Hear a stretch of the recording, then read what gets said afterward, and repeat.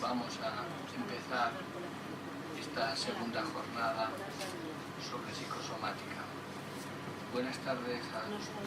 ¿No se oye?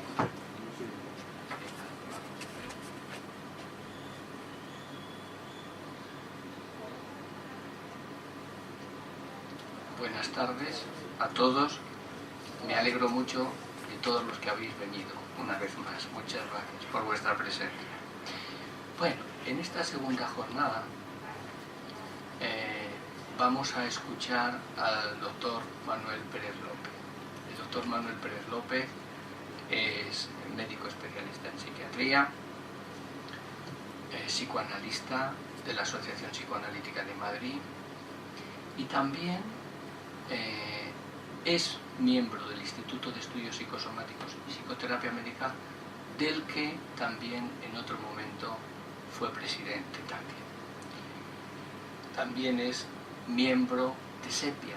SEPIA es la Sociedad de Estudios Psicosomáticos y Psicoterapia, Sociedad de Estudios Psicosomáticos Iberoamericana, que dentro de sus funciones ahora tiene la posibilidad y la facultad de formar psicosomatólogos en España también, y que para formarse como psicosomatólogos es verdad que hay dos recorridos diferentes. Uno, una trayectoria que viene de los profesionales con una formación psicoanalítica, pero también existe la posibilidad de hacer la formación siendo médico. Es verdad que siguen otro trayecto, pero como posibilidad existe. Bueno, pues el doctor Manuel Pérez López nos va a hablar hoy sobre psicosomática en general. Tiene la palabra el doctor, al que le damos las gracias por estar aquí. Bueno, creo que yo debo igualmente empezar dando las gracias al Colegio de Médicos de Segovia, que me permite estar hoy aquí, al doctor Mariano Marcos, que es el organizador de estas jornadas, y que me dan esa oportunidad de poder dirigirme a vosotros. Yo creo que, dada la afluencia de público, quizás podemos hacer un trato, voy a decir, más directo. Cualquier cosa que yo explique, que no sea comprensible o curiosidad, me interrumpís cuando lo deseéis, preguntáis lo que os apetezca y si puedo, os contestaré. Espero que sí. Y si os parece, para empezar a sentar, voy a decir una postura en relación a lo de psicosomática. Yo voy a utilizar me voy a referir a un ordenador que yo me imagino que todos vosotros tenéis, que manejáis habitualmente, es algo familiar. Pues bien, en un ordenador no se concibe solo la parte dura, el hard. Por sí sola no vale para nada, no hace absolutamente nada. El soft, la parte blanda, los programas, las instrucciones, por sí solas tampoco valen para nada. Juntos, yo voy a decir, hacen maravillas. Nos dan una posibilidad, nos facilita la vida de una forma increíble. Pues así creo yo que somos los seres humanos. No hay actividad humana que no tenga, en este momento yo, se me ocurre, estoy utilizando mi parte dura, lo físico sin duda, pero igualmente lo psíquico. Y si queréis incluso, pues si yo me siento a gusto y contento con lo que estoy hablando, pues no lo voy a decir igual que si fuera un examen y yo estuviera inseguro de si me vais a aprobar o suspender. Y mi forma de comunicarme va a estar totalmente influida por esos sentimientos. Parecería como si todo esto de la medicina psicosomática fuera algo nuevo, y no lo es en absoluto. Me puedo remontar, por ejemplo, al año 1978, hace 4 días, que decía Henry A., bien conocido por todos los psiquiatras, que la medicina psicosomática no es una parte de la medicina, sino es una concepción de la medicina, donde el simple hecho de poder escuchar al paciente ya marcaba un devenir a esa relación médico-enfermo que antes citábamos aquí. El cuerpo y la mente son, en definitiva, una unidad que funcionan conjuntamente y donde los factores psicológicos deben tenerse en cuenta ante cualquier enfermedad. Marañón decía hace ya muchos años, ¿no?, que no hay hígados enfermos, hay personas enfermas. Hace muchos años, Rayo, un psiquiatra, jefe de servicio de la Clínica de la Concepción, hizo un bonito estudio sobre cervicoartrosis, con radiografías, con historias clínicas detalladas, y por ejemplo, pues pudieron objetivar cómo no era correlativo el daño físico que se podía observar en las vértebras a través de los rayos X, no guardaba correlación ni con las molestias ni con el dolor que los pacientes referían.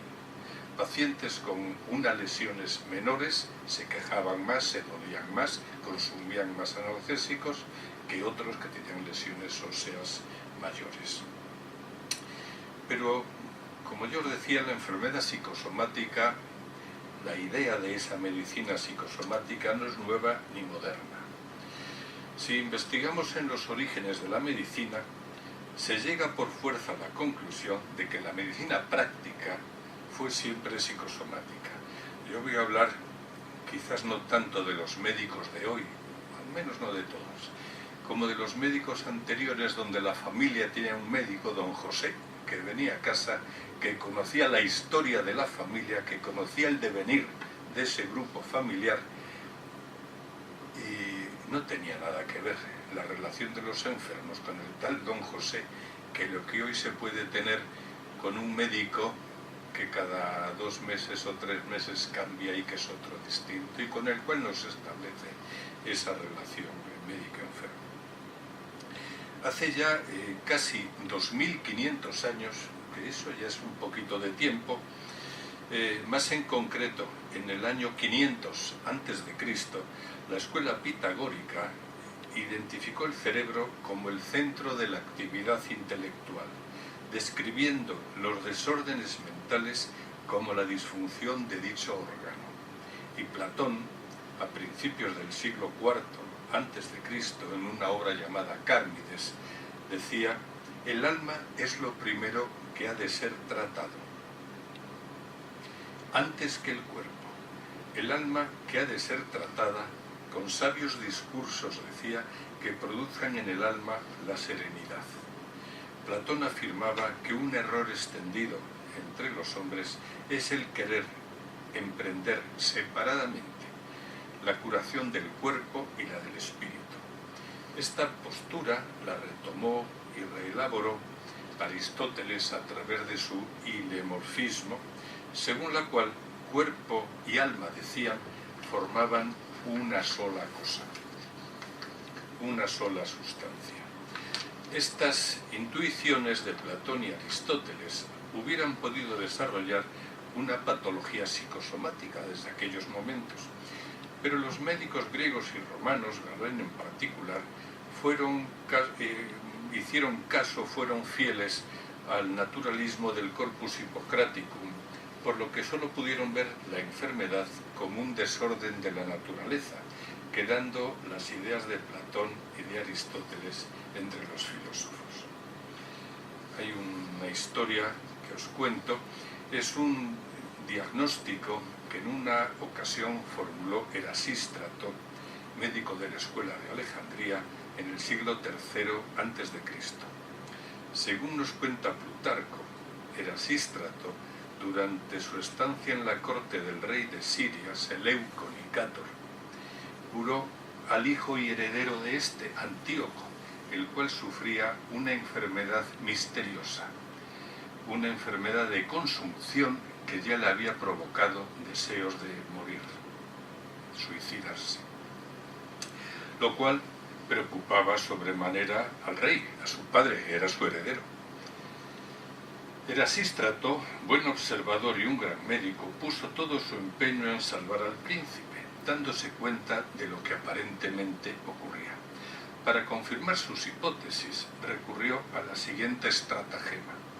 Fue llamando a la cámara del joven a todas las personas jóvenes y hermosas del palacio, y a medida que comparecían iba observando atentamente a Antíoco, el hijo, examinándole también el pulso, la acción del corazón, etc., hasta que al presentarse la bella Estratonice, madrastra del príncipe, esposa de su padre, y que habían tenido ya un hijo, se manifestaron en el enfermo todos los síntomas del amor, con palpitaciones violentas del corazón, alteración del pulso, mudanza de color, dificultad en hablar, conmoción, etc.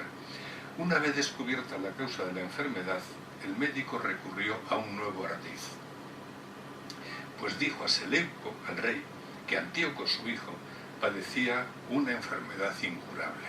Y le dijo, tu hijo ama a mi mujer, le dijo el médico, y yo a nadie la cedo. El rey entonces suplicó a Erasístrato para que no rehusase la mujer a su hijo, salvando así la salud de éste y la felicidad del reino. Injusto es lo que me dices, respondió el médico.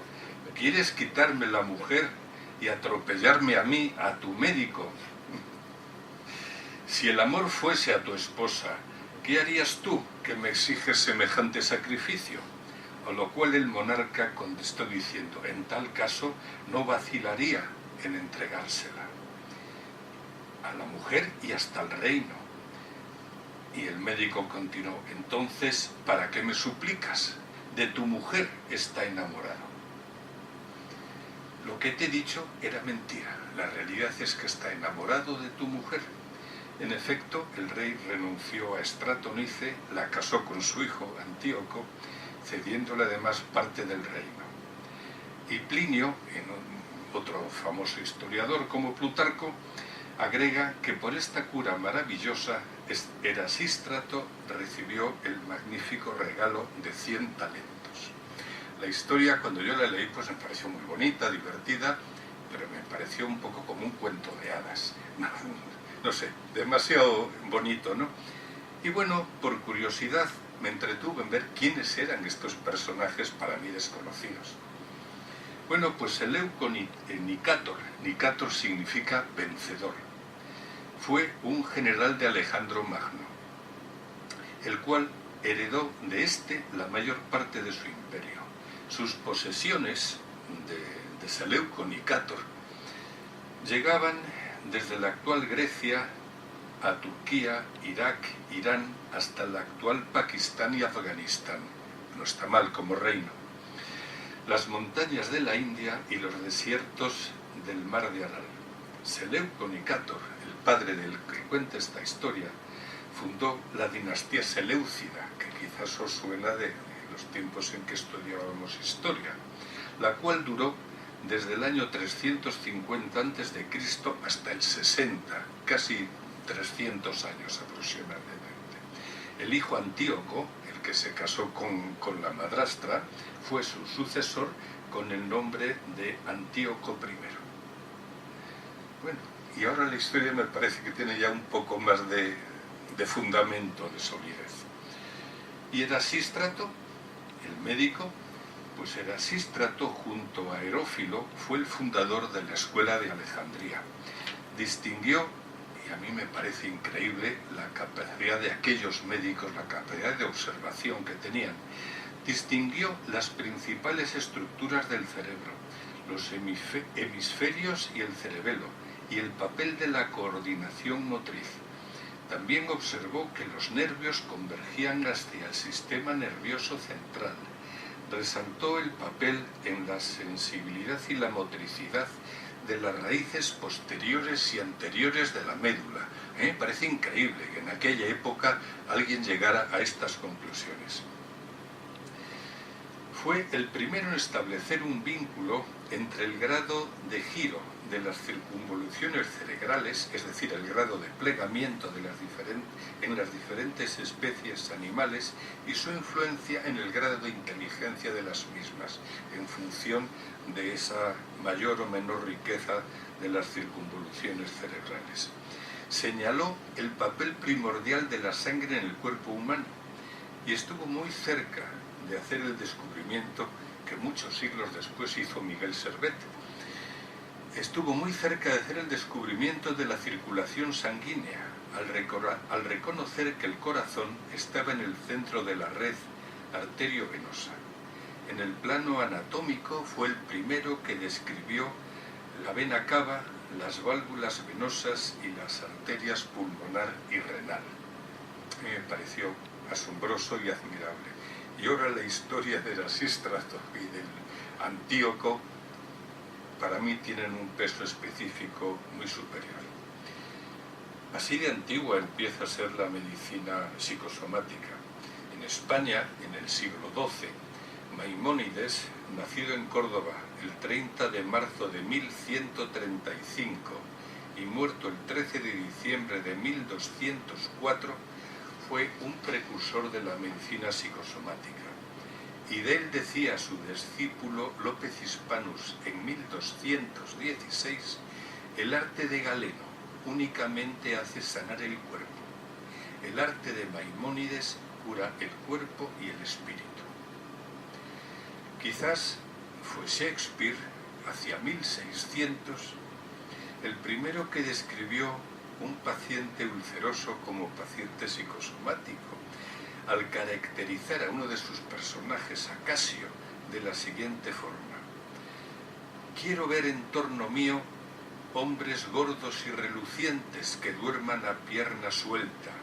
Este Casio está flaco y tiene cara de avidez, piensa demasiado, estos hombres son peligrosos. Posteriormente se dijo de los ulcerosos que eran personas que en su avidez, en su deseo de poseer, se devoraban hasta sí mismos. En 1780, Schiller, en su tesis doctoral, afirmaba que el hombre no es alma ni cuerpo, sino una mezcla íntima de estas dos sustancias. Y más adelante, tres autores preludian con sus obras la aparición de la moderna patología psicosomática. Cajanis, en 1802, su obra en 2 tomos titulada Relaciones entre lo físico y la moral en el hombre. Falconer, algo después, disertación sobre la influencia de las pasiones en los desórdenes del cuerpo. Y por último, Tissot, ya más moderno, con su trabajo de la influencia de las pasiones del alma sobre las enfermedades y los medios para corregir sus malos efectos. Vemos pues que ya desde la antigüedad se ha sabido que los sentimientos y las emociones ejercen una repercusión sobre el cuerpo, pero ha habido que esperar a los progresos de la medicina moderna para establecer los mecanismos por los cuales la emoción está en el origen de una enfermedad o puede estar en el origen de una enfermedad con sus caracteres y su evolución propia. El término psicosomático fue utilizado por primera vez por Heinroth en 1818 y en 1822 Jacobi hablaba de somatopsíquico. A finales del mismo siglo, los descubrimientos de Freud facilitaron el desarrollo de estas ideas, pues aunque Freud nunca utilizó el término psicosomático, creyó firmemente que la salud del cuerpo podía ser afectada por los estados mentales. En su opinión, los afectos depresivos podían enfermar somáticamente a individuos predispuestos, mientras que los sentimientos de alegría y felicidad podían tener un efecto rejuvenecedor. No estaría mal tener esto en cuenta para todos nosotros.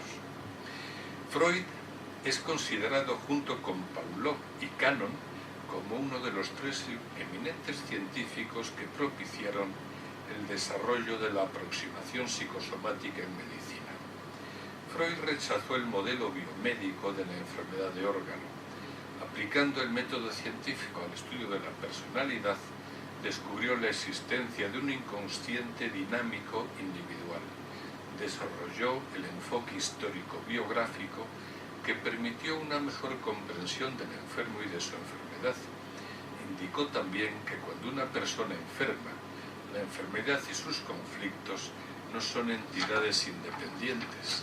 Los síntomas psicológicos son multifactoriales y solo se pueden comprender desde la historia afectiva y relacional de cada persona. Quizás ahí valga la pena recordar algo que decía Marañón, conocido de todos, acerca de cuál era el principal instrumento de investigación científica de que disponía la medicina. La pregunta tiene su gracia y la respuesta mucho más. Para él, el principal instrumento de investigación médico era la silla, sentarse y escuchar. Escuchar al enfermo, una buena anamnesis, era lo que más nos iba a ayudar en el desarrollo de un diagnóstico. Todos estos hechos permitieron una mejor comprensión de estos fenómenos, estudiados también en Viena por Felix Deutsch, que en 1922 habló por primera vez de medicina psicosomática, término que posteriormente fue utilizado por numerosos psicoanalistas. En la actualidad, el enfoque psicosomático se corresponde a una actitud, a una concepción de la medicina. Antes que considerar una medicina de los órganos, pone el acento sobre una medicina general del organismo, en una concepción global, holística del individuo enfermo. Esta concepción, heredera de la escuela hipocrática de Kos, y debemos tener en cuenta que Hipócrates nació en el año 460 a.C., postula la unidad psicosomática del hombre como sujeto de fenómenos mórbidos, pudiendo ser estos estudiados de modo complementario bajo el aspecto psicológico tanto como bajo el aspecto psicopatológico. En este aspecto podría decirse que todo enfermo es psicosomático, todos nosotros somos psicosomáticos. Según este enfoque, la medicina psicosomática no existiría como tal, pues toda la medicina sería básicamente psicosomática, al igual que el individuo. ¿Y todo este desarrollo cómo ha sido en España? Bueno, ya he comentado antes acerca de Maimónides y de López Hispanus. Más recientemente Letamendi, entre otras, hizo muy importantes aportaciones a la medicina psicosomática, que en una época en que el psicoanálisis aún no había aparecido, habla de las causas psíquicas como agentes etiológicos de primera magnitud, incluso las enfermedades orgánicas como la tuberculosis. Rolf Carballo fue pionero en la teorización de la relación entre lo somático y lo psíquico en nuestro país. Elaboró el concepto de urdimbre constitutiva. Afirmaba: la herencia genética no hace más que presentar al ser vivo unas posibilidades de juego. Como un croupier alarga la baraja a los jugadores. Es importante cómo está construida la baraja y cómo se juega con ella.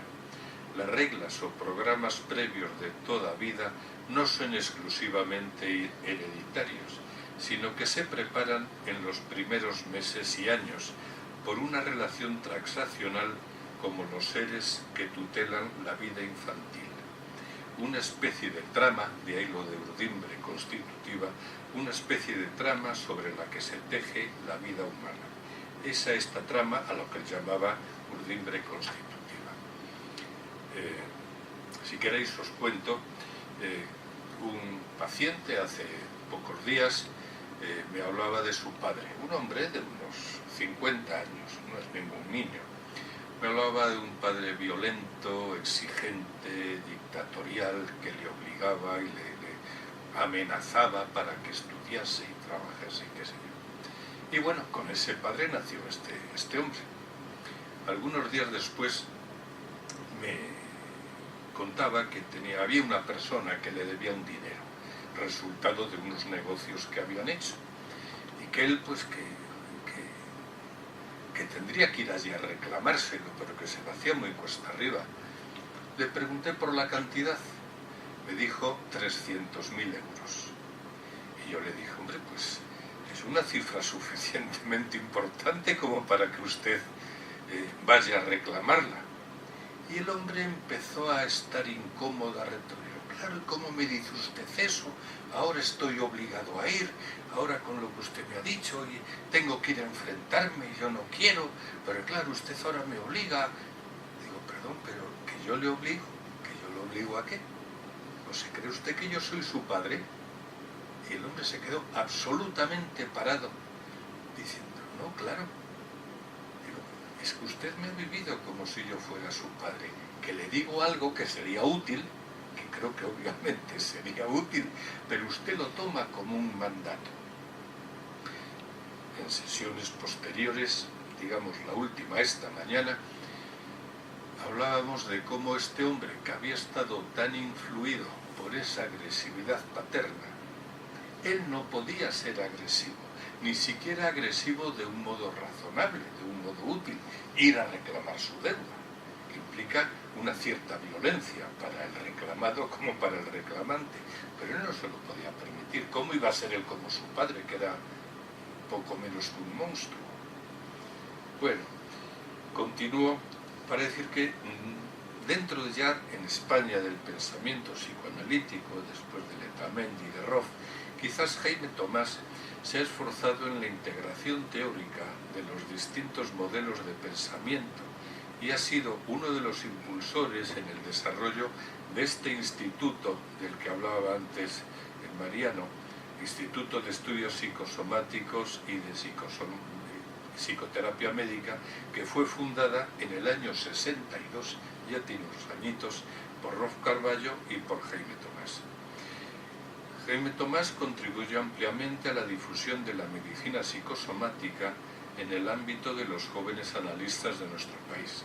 Igualmente es de destacar la labor desarrollada en el ámbito institucional por Rayo Romero, el que citaba antes de la cervicoartrosis, que desde el Servicio de Psiquiatría de la Clínica de la Concepción ha impulsado y participado en numerosas investigaciones y en la atención de este tipo de pacientes.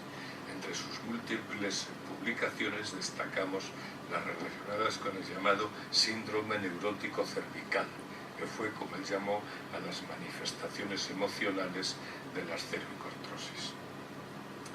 Vale la pena reseñar que el interés en España por el psicoanálisis fue tal a principios de siglo que la primera traducción en el mundo de las obras de Freud fue al español, editada las obras completas de Freud por Biblioteca Nueva, y esa traducción fue impulsada por José Ortega y Gasset y publicada entre los años 1922 y 1934. Si me permites, al hilo de esto, por añadir algo más, es la anécdota de que hacia 1890 que Freud hace un trabajo con otro médico, el doctor Breuer, en Viena. Están comenzando los estudios sobre la histeria, ni se imaginan que estaban a las puertas del psicoanálisis. Hacen una primera comunicación preliminar que llaman ellos. La primera traducción, la primera publicación en un idioma no alemán en esos momentos fue en ese mismo año en la Gaceta Médica del Colegio de Médicos de Granada, en 1890. Es la primera vez que se publicó la comunicación. Ahora comento algo más al respecto, pero perdona, ¿tenemos de tiempo hasta...? En torno a las 7:30, bueno, en fin... Entonces, tenemos tiempo suficiente. Freud se quedó muy sorprendido del interés que en España había despertado su obra y esa traducción que se hizo, y de hecho el traductor del alemán de la obra de Freud era alguien que se llamaba Luis López Ballesteros, fue el primer traductor de Freud. Y Freud, agradecido, le escribió una carta a este hombre, felicitándolo por su sesudo trabajo de traducción. La carta que Freud envió a López Ballesteros decía lo siguiente: Señor don Luis López Ballesteros y de Torres, la carta es de fecha 1923. Decía Freud: siendo yo un joven estudiante, el deseo de leer al inmortal Don Quijote en el original cervantino me llevó a aprender sin maestros la bella lengua castellana. Gracias a esta afición juvenil, puedo ahora, ya en edad avanzada, comprobar el acierto de su versión española de mis obras, cuya lectura me produce un vivo agrado por la correctísima interpretación de mi pensamiento y la elegancia del estilo.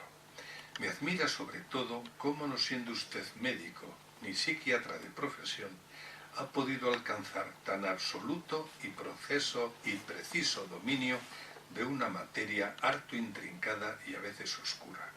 Y firma la carta en Viena el 7 de mayo de 1923. Y continuamos en este pequeño recorrido de la evolución de la medicina psicosomática, porque un poquito más adelante, y con motivo de la Segunda Guerra Mundial, muchos psicoanalistas austríacos y alemanes pues huyeron de la guerra y emigraron a Estados Unidos, dando lugar a la formación en el año 1930 de lo que se llegó a llamar la Escuela de Chicago. Y ahí se empezaron a hacerse las primeras investigaciones sistemáticas sobre este terreno de la medicina psicosomática. Uno de los pioneros de esta medicina psicosomática dentro de esa Escuela de Chicago fue Frances Dunbar, médico y psicoanalista, que no solo fue la fundadora de la Sociedad Psicoanalítica Americana, sino que escribió numerosos libros sobre el tema, siendo la más conocida de sus obras Mente y Cuerpo. Para Dunbar, la conversión simbólica era simplemente un método por el cual los sucesos psíquicos podían influenciar las funciones somáticas. Desde su punto de vista, la mayoría de los síntomas somáticos eran debidos a la descarga de energía instintiva en el sistema neurovegetativo. Y me gustaría tratar de explicar algo de esto. Si yo como algo que por la razón que sea yo no puedo digerir, lo más probable es que tenga una indigestión, o lo vomite, o tengo una diarrea. De alguna forma tengo que librarme de eso. Y si no me libro de eso, lo voy a pasar mal, ¿verdad? Bueno, pues digamos que la mente sería el órgano para digerir emociones, sentimientos, y si no podemos digerir esas emociones, por algún lugar tienen que salir. Si mi agresividad, mi emoción no puede manifestarse de alguna forma, en palabras, si quiero reclamar la deuda de este hombre que decía antes, si no me atrevo a reclamarla porque yo no puedo ser un animal como mi padre, pues por algún lugar tiene que salir, y sale en forma de angustia, de ansiedad, contracturas musculares, tensión, miedo, que es como una vía de escape de esas tensiones que no pueden, a las que no puedo dar salida. Pongo un ejemplo muy, si queréis, vulgar, pero claro. Si yo me encuentro con una señora de mi agrado por la calle, mi apetencia, os la podéis imaginar todos, es sencillo. Básicamente tengo dos opciones. Me la trago, me aguanto y me voy. La segunda opción es actuarla. Si me acerco a ella y trato de actuar esa buena voluntad, voy a decir, que siento hacia ella, y más en los tiempos que corren, mi futuro está en entredicho. Voy a tener serios problemas. ¿Y entonces qué hago? ¿Me voy a mi casa reprimido o intento sobre la marcha, como si fuera un primitivo, conseguirlo por la fuerza? Yo diría que ninguna de las dos opciones es buena. ¿Qué puedo hacer? Puedo hacer muchas cosas. Voy a decir, puedo invitarlo a un café, puedo regalarle una rosa, puedo buscar un amigo, puedo establecer una relación con esa persona y, no lo sé, en un día, en una semana, en un año, en 5, seguramente lo voy a conseguir. A lo mejor tengo que casarme incluso, pero ahí puedo vehicular de alguna forma la descarga de esa emoción que siento. Si no, me iré de esa forma o a la comisaría o frustrado a mi casa. Quizás vale la pena recordar aquí que para el psicoanálisis la conversión consiste en la transformación. La conversión querría decir la transformación en síntoma de esa emoción que yo siento y que no puedo vehicular.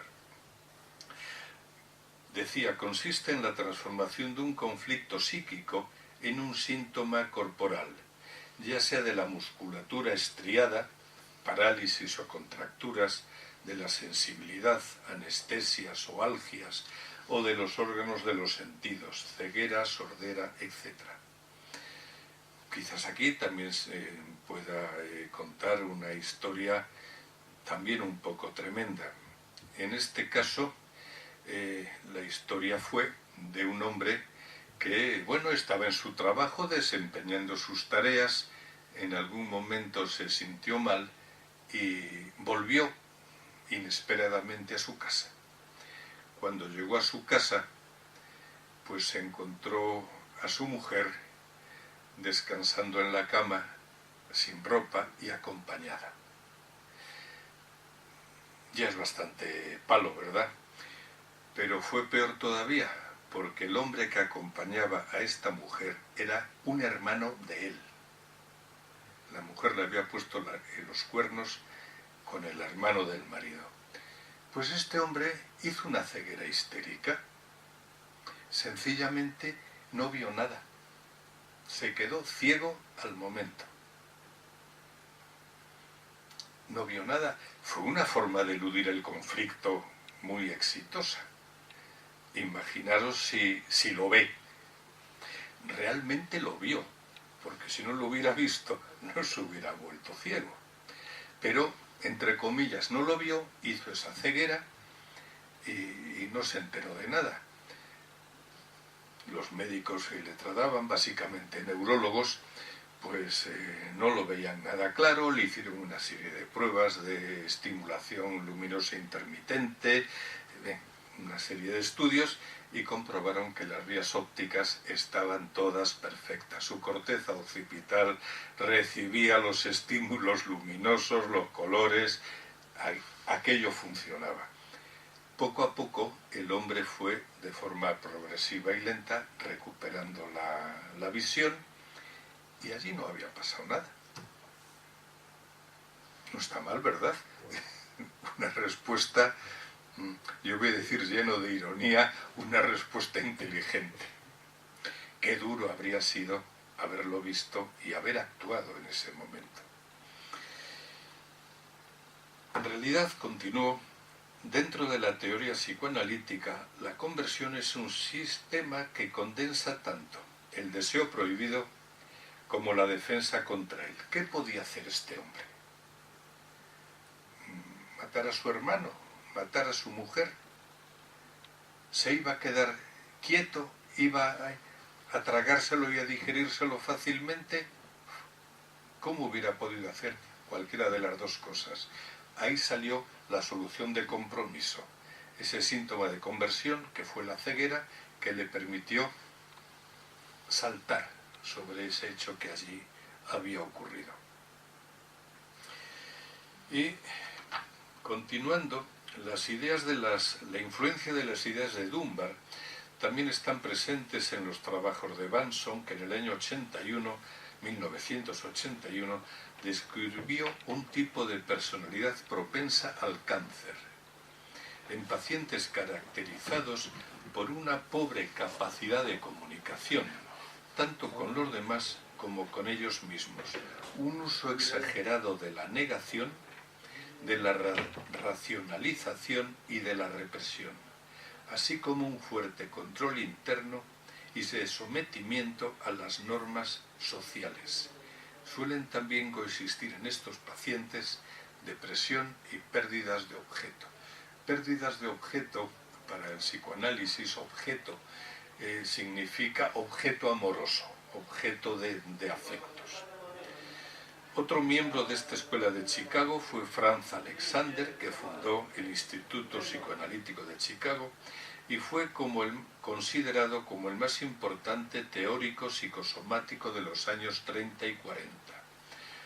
Argumentó en contra de que los síntomas psicosomáticos tuvieran significado simbólico y atribuyó los cambios en la estructura orgánica y en su función a los efectos de los cambios fisiológicos que acompañaban a la represión crónica de las emociones asociadas con conflictos sin resolver, conflictos inconscientes. Una manifestación psicosomática totalmente común, habitual, un par de ellas, el chico que se va a examinar y tiene una diarrea justo antes. Siguiendo la expresión vulgar, ese hombre está cagado de miedo. Bueno, yo creo que lo hemos sentido más de uno de los presentes. ¿Qué tiene que ver una diarrea con un examen? Pues el miedo, un miedo donde uno no puede dejar de presentarse, pero está muerto de miedo de a ver qué va a pasar allí.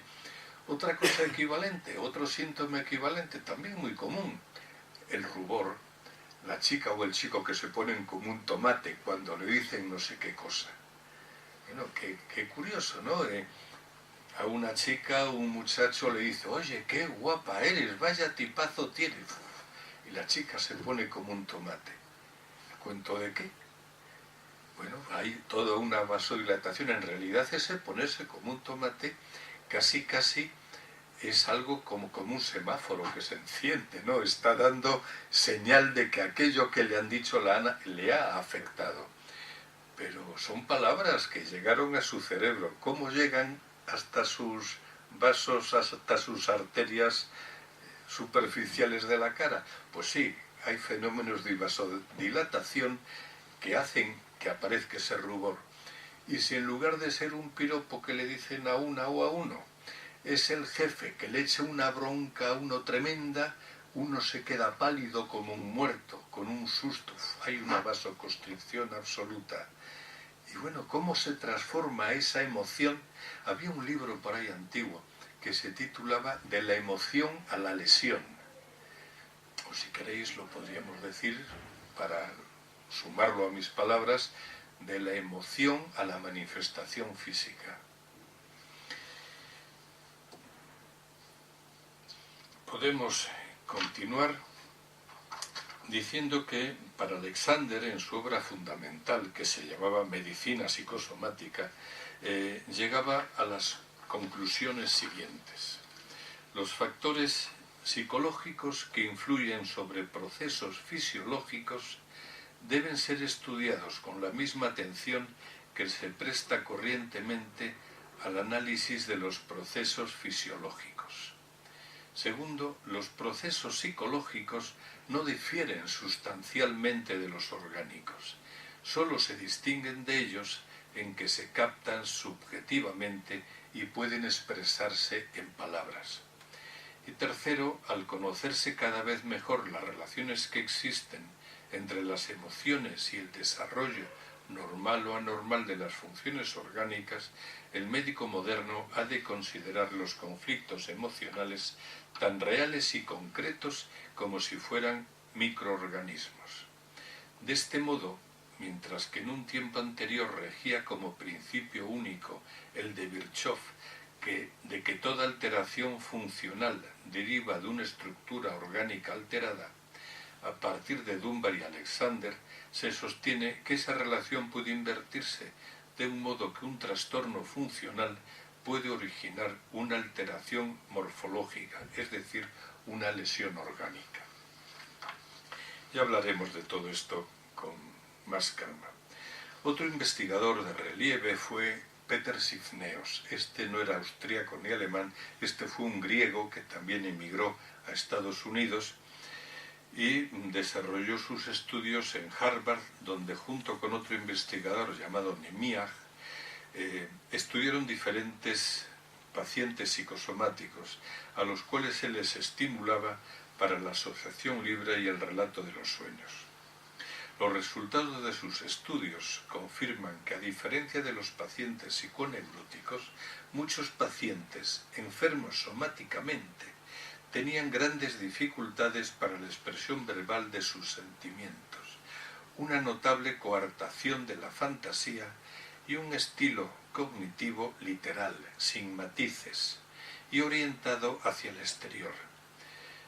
Nemiach y Sifneos, al igual que posteriormente harían en Francia Martí y Michel de Missan, que luego hablaremos, introdujeron el término de pensamiento operatorio para designar este tipo de funcionamiento y proponen un modelo de déficit estructural para comprender ese estilo psicológico y los procesos psicosomáticos. Sifneos acuñó un término que era alexitimia, que significa literalmente sin palabras para los sentimientos, gente que no puede expresar sus emociones. Se supone que de ahí buscan otra vía de escape para manifestarse. A veces en el lenguaje coloquial, ordinario, en dichos populares, se recogen estas cosas con una claridad meridiana. Se me rompe el corazón de pena.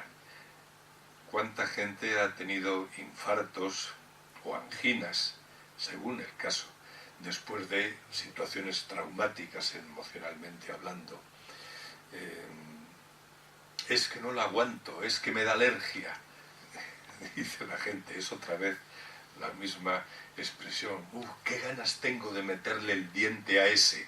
Es otra vez una manifestación somática que traduce unas emociones, efectivamente. Bueno, fuera del psicoanálisis, no puedo dejar de citar los estudios fisiológicos y fisiopatológicos de dos autores americanos. El primero de ellos, Cannon, pues fue el primero en demostrar experimentalmente cómo las manifestaciones emocionales, neurovegetativas y hormonales de la reacción de alarma consiguen provocar una úlcera por estimulación del diencéfalo. Quizás recordéis aquellos estudios que se hacían en ratas, donde se extraía el estómago de la rata sin separarlo de ella, simplemente se ponía fuera y se abría el estómago y se dejaba ya la rata, todo lo tranquila que la pobre podía estar en esas circunstancias. Pero si se le acercaba un gato, su mucosa gástrica se vasodilataba hasta el extremo de producirse pequeñas roturas en esa red vascular y hemorragias gástricas. Otro importante investigador fue un tal Wolf, que en 1943 pudieron demostrar en sus trabajos de laboratorio y por primera vez que las relaciones que existen en el animal, incluido el animal humano, entre la emoción y la lesión, aparecen, por supuesto, en el ser humano, en el hombre. Dichos autores comprobaron en un paciente llamado Tom, esto está escrito, se puede encontrar en la literatura médica. Este Tom era un chico joven, norteamericano, que en algún momento y por accidente confundió la botella y bebió lejía en lugar de Coca-Cola. Bueno, pues os imaginéis el efecto de la lejía sobre su esófago, y a este hombre hubo que hacerle una fístula gástrica para ser alimentado directamente con una jeringa y papillas, inyectando en el estómago el alimento. Este chico era joven y le gustaba jugar y hacer deportes y similares, y jugando al rugby, al fútbol americano, en algún momento se echaron encima de él para quitarle el balón, con lo cual la mucosa gástrica se le salió fuera y no hubo forma de reducirla, y este hombre se quedó con la mucosa gástrica fuera de su estómago, a simple vista. Si os dais cuenta, es lo mismo de la rata, pero hecho por azar en esta persona. Y ahí, observando la mucosa herniada de Tom sobre la piel del abdomen, fue como tuvieron ocasión de observar durante largo tiempo que en los periodos de estrés emocional se producían brotes ulcerosos que luego regresaban al recobrar el paciente la tranquilidad. Así pudo comprobarse cómo de una emoción determinada se originaba una lesión concreta, visible y demostrable. El caso de Tom era algo espectacular. 9 años después, en 1941, un psicoanalista americano, Sidney Margolin, psicoanalizando a un paciente con fístula gástrica, demostró, casi repitiendo el trabajo de Wolff antes citado, cuán intensamente actúan sobre el estómago las emociones inconscientes. Otros autores, mucho más modernos ya, estoy hablando ya de 1990, 1995, como Adler, Gorman y Miller, que trabajaban juntos, hacen hincapié en cómo el sistema, hay una evidencia de que entre el sistema nervioso central y el sistema inmune existe una comunicación bastante regular, vamos a decir, influyéndose de modo recíproco. Esto que dicho así, que el sistema inmune y el sistema nervioso central estén relacionados, suena un poco raro, pero hace unos días leí en algún sitio que los enfermos de sarampión perdían su memoria inmunológica. Bueno, siguiendo con la lectura, allí se hablaba de cómo cuando uno sufre un ataque de cualquier estilo, una gripe, pues uno desarrolla una especie de memoria inmunológica donde si se repite la infección, el sistema inmune reacciona de inmediato defendiendo de ese agresor. En realidad el sistema inmune lo que hace es diferenciar entre lo que soy yo y lo que no soy yo. La forma que se me ocurre más clara de explicarlo, pues es una astillita que se me clava en el dedo. Y mi sistema inmune detecta que aquello hay algo que no soy yo. Eso no es mío, es una astillita de madera. Y el sistema inmune reacciona, lo rodea de linfocitos, ataca la espina de madera, forma un poco de pus y acaba por expulsarlo si no actuamos antes sobre la misma, si no tratamos de quitárnosla. Es decir, ese sistema una bacteria no soy yo y mi sistema inmune la ataca. Pero igual que existe esa identidad, existe una identidad personal. Hay una identidad inmunológica, igual que hay una identidad genética, una identidad la del DNI. Pues parece ser que cuando la identidad de ese que yo soy este y soy médico y trabajo y veo enfermos y hago no sé qué, y soy buena persona y trabajo y tengo una mujer, mi identidad. De repente se descubre que en algún momento, pues cuando era jovencito hice no sé qué cosa horrible. Esas cosas que a veces de joven se pueden hacer. Y de repente mi identidad, se entera mi mujer, se enteran mis hijos de aquello que hice. Yo qué sé, le pegué una paliza a un anciano, se me ocurre. Esto es un hecho de la vida real de un paciente mío. A partir de ese momento, ese hombre entra en conflicto cuando se descubre aquella cosa que hizo. Su identidad sufre. Y del mismo modo que esa identidad personal se debilita también esa otra identidad inmunológica. Y el sujeto, el que sufre esto, está mucho más propenso a cualquier tipo de enfermedad o de ataque del estilo que sea. Un hombre me contaba, estaba con unos amigos en un barquito de vela, y estaba navegando. Y el tiempo se torció, empezó a hacer malo, a soplar el viento, empezó a llover, la temperatura empezó a bajar, pero ellos, bien viriles, en lucha con los elementos, se hicieron con el barco, movían las velas, luchaban allí, empapaos, me decía el hombre, hasta los calzoncillos, chorreando.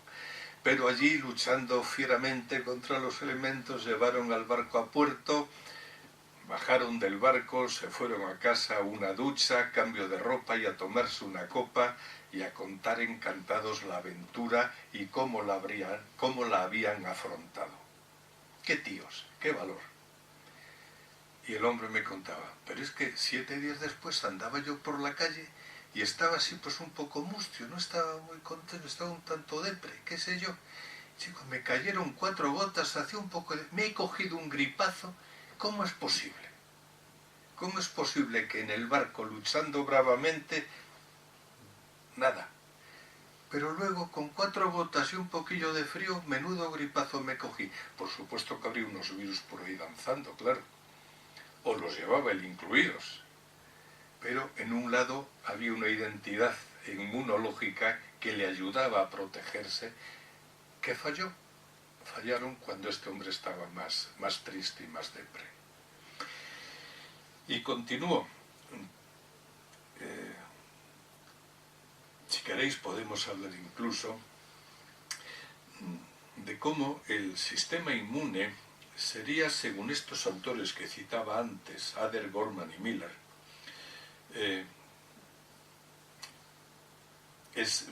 decían que hubiese comunicación directa entre la mente y el cuerpo, y explicaba las enfermedades psicosomáticas a través de alteraciones del sistema inmunitario, así como a través de enfermedades autoinmunes. Extienden incluso sus trabajos a terrenos que a mí me parecen más dudosos. Por ejemplo, la investigación de enfermedades típicamente psiquiátricas, como la esquizofrenia, estableciendo la hipótesis de que podría estar originada sobre una base infecciosa o autoinmune. Entonces estos trabajos están en la actualidad, siguen desarrollándose y ampliando. De todos modos, si queréis, podríamos hablar un poco sobre eso del cáncer, que hemos hablado también antes. Cánceres hay de muchos orígenes.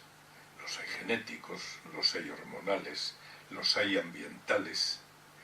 También parece que los hubiera de origen emocional, de origen psíquico. Y a mí se me ocurría el siguiente pensamiento. Para decirlo así en números fáciles, nosotros venimos a tener por centímetro cúbico, por milímetro cúbico, unos 5 millones, por hacer números redondos, 5 millones de glóbulos rojos. Bueno, en 1 litro hay 1000 mililitros. Si son 5 millones, en 1 litro habría 5.000 millones de glóbulos rojos. Pero si tenemos unos 5 litros de sangre, pues habría 25.000 millones de glóbulos rojos dentro de nosotros. Los glóbulos rojos dicen que vienen a vivir entre 90 y 100 días. De modo que si dividimos esa cantidad, los 25.000 millones, entre, digamos, 100 días también, venimos a fabricar unos 250 millones de glóbulos rojos diarios. Una producción enorme, cada día 200 millones de glóbulos rojos. Pero en la sangre hay muchas más células que glóbulos rojos, y también mueren. Y también fabricamos otros nuevos. Eso en la sangre. ¿Y en el cuerpo entero? ¿Cuántas células fabricamos día a día? Una cantidad para mí impensable.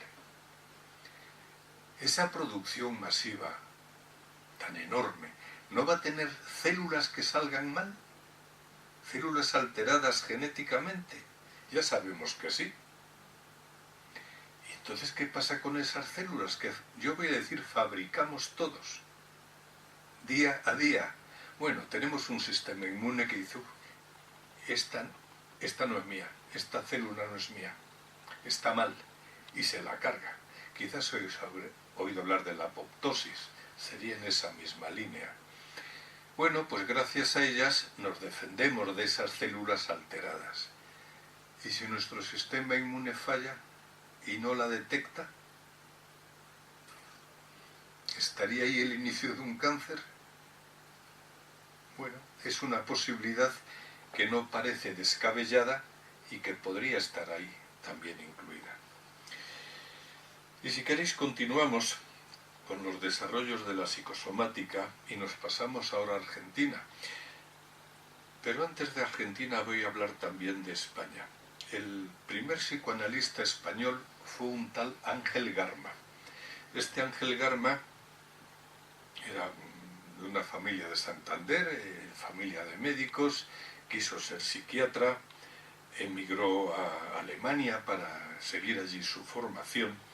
Allí en Alemania se interesó por el psicoanálisis y fue analizado por Theodor Reich, que fue un discípulo directo de Freud. Supervisó con otros famosos psicoanalistas y fue el primer psicoanalista que instaló una consulta en Madrid, poco antes de que estallara la Guerra Civil. Cuando la Guerra Civil estalló, este Ángel Garma, que era una familia de derechas, voy a decir, pues asustado también por la guerra, emigró, se fue a París primero, allí no se adaptó bien y emigró a la Argentina. Y este Ángel Garma en Argentina fue el que creó la Escuela Psicoanalítica Argentina, que luego ha dado lugar a una cantidad enorme de seguidores y de investigadores.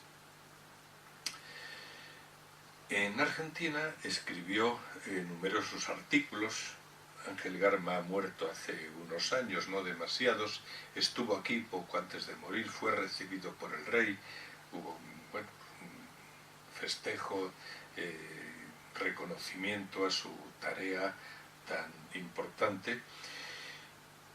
Él, sobre todo, escribió sobre enfermedades que son típicamente psicosomáticas, sobre todo la colitis ulcerosa, las úlceras y las cefaleas.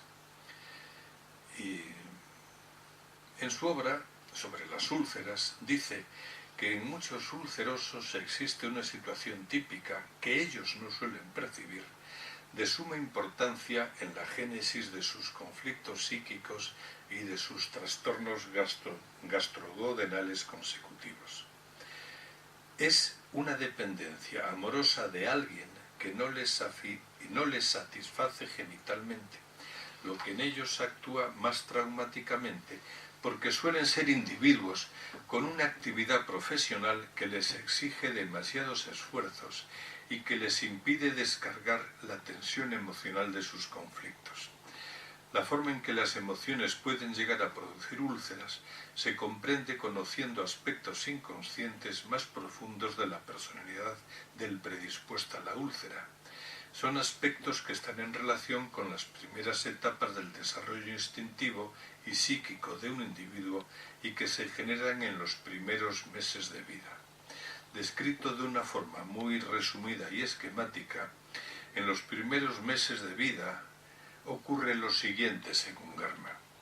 Como la madre es quien le da leche de su pecho y otros alimentos, y su alimentación es lo que el bebé considera como lo más importante de todo lo que le ocurre, un bebé que hace comer y dormir. Tiene alguna otra función añadida un poco más molesta para los padres, orina y defeca, pero él se pasa el tiempo comiendo y durmiendo.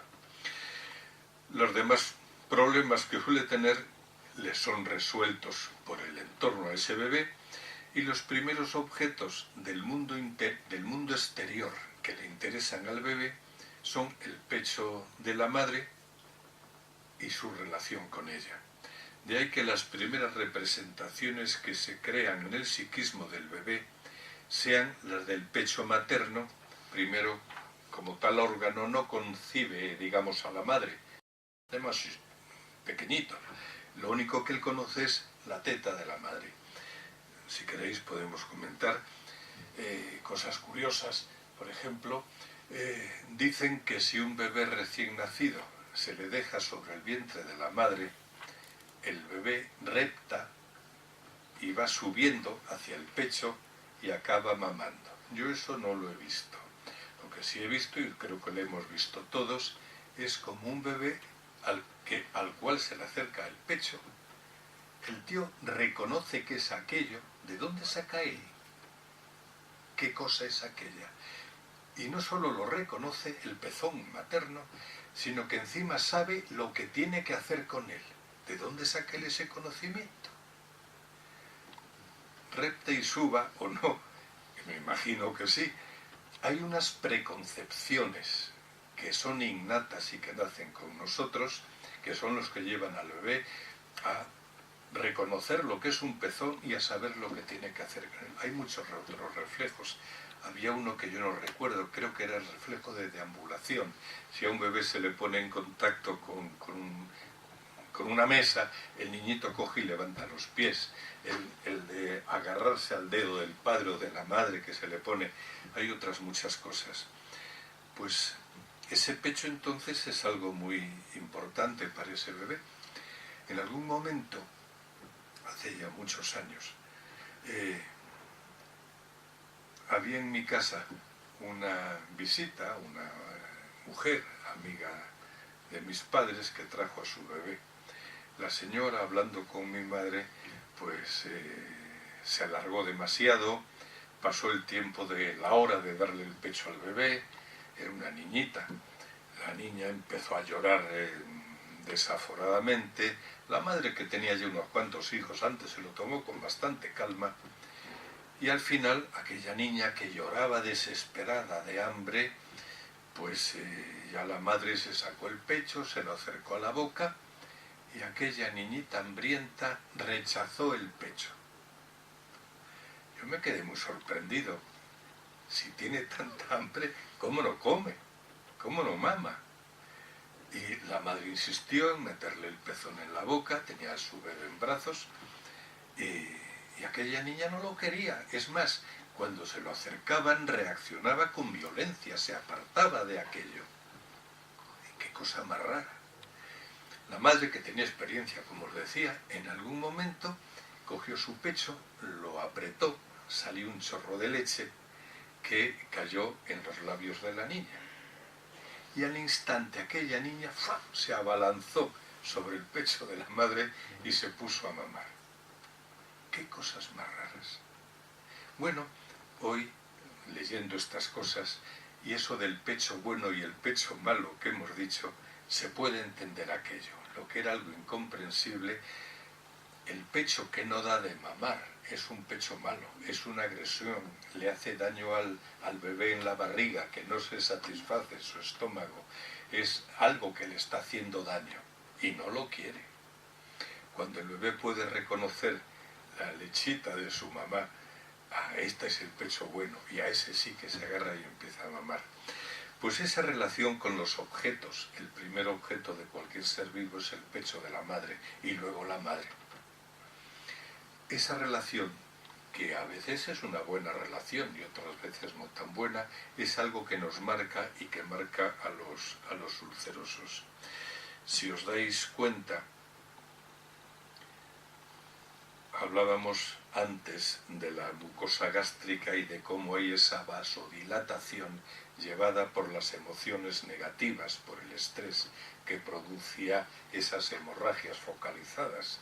Bueno, ahora podemos empezar a entender cómo en el ulceroso es un mecanismo de ese estilo el que se produce. Y con eso, si quieres, pasamos a hablar de las cefaleas, según Garma.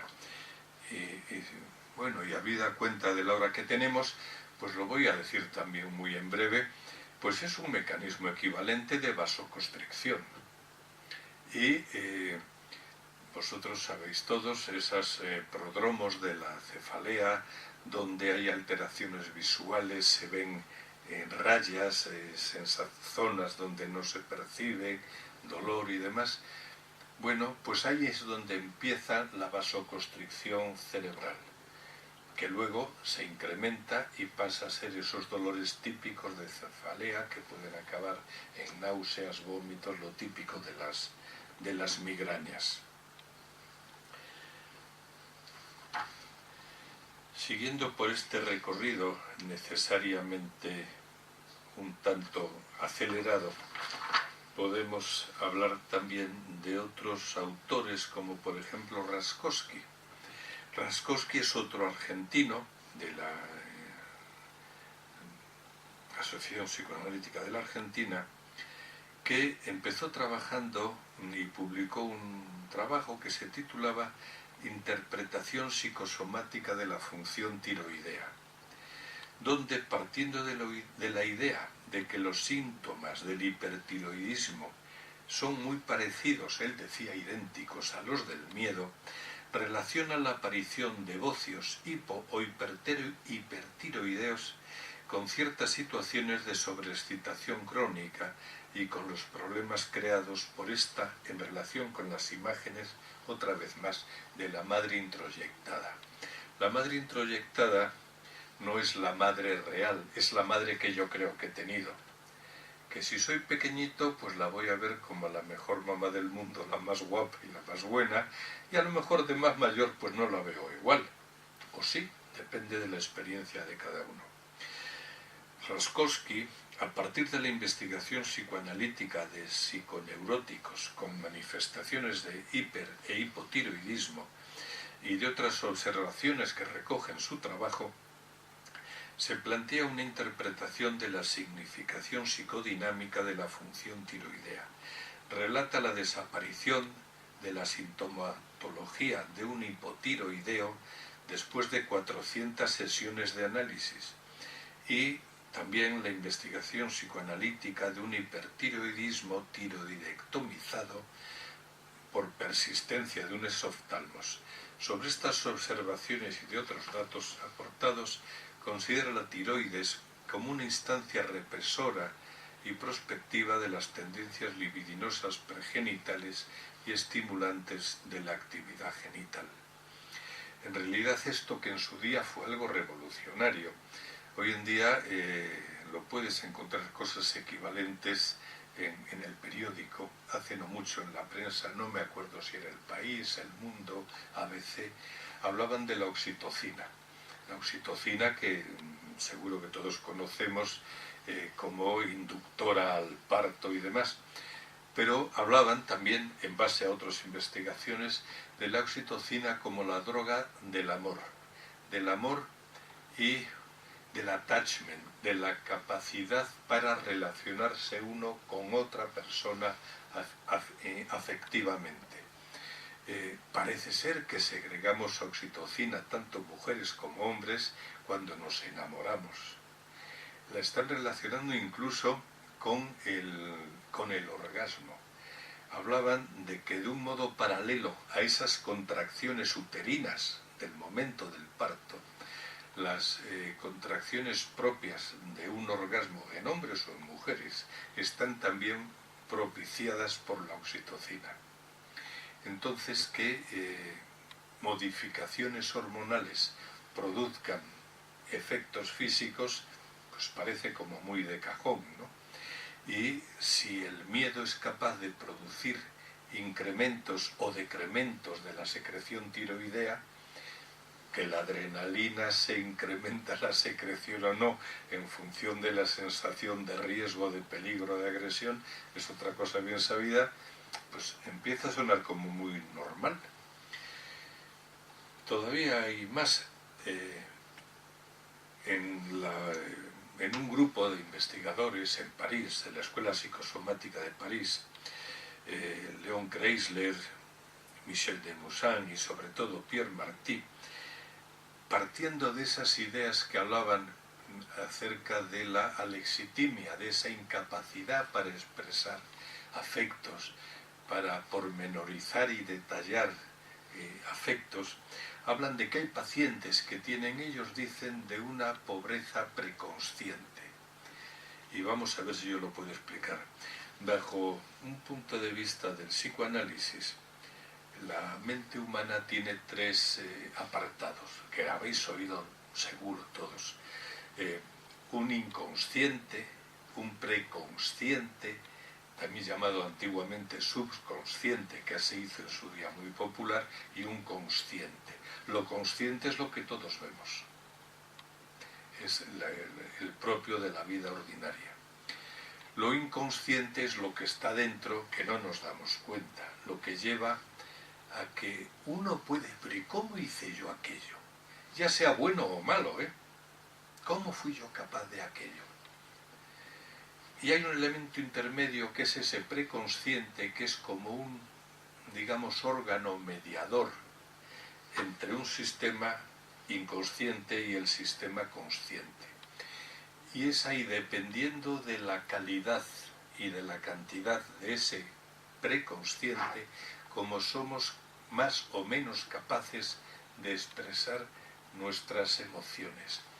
Yo recuerdo de una paciente que me hablaba en algún momento, yo creía que estaba de excursión y alguien le ofrecía agua y bebía.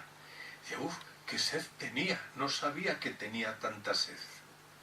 Esa mujer era incapaz de detectar ese sentimiento que otro cualquiera habría de... o cuánta hambre tenía, oye, bueno, me puse a comer.